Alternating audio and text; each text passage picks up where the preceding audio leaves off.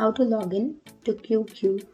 So if you want to log in to your QQ account, then first of all you need to open up your browser, any browser that you are comfortable with, and I'm here with Chrome browser. Go for the search bar and search for QQ login. And after searching for that, here you will have QQ login. Click on that. And after that, here to log into your account, you can log in using your mobile app. But if you want to log in, then you need to scan this QR code. And after scanning this QR code, you will be logged into your account.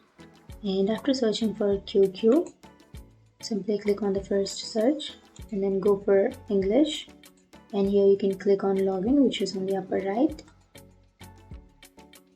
And now to log into your account, you need to enter your email address or your password.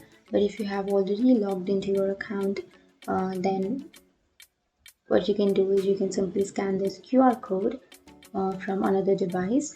And after scanning this QR code, it will be easier for you to log into your account. So after scanning this QR code, you will be logged into your account.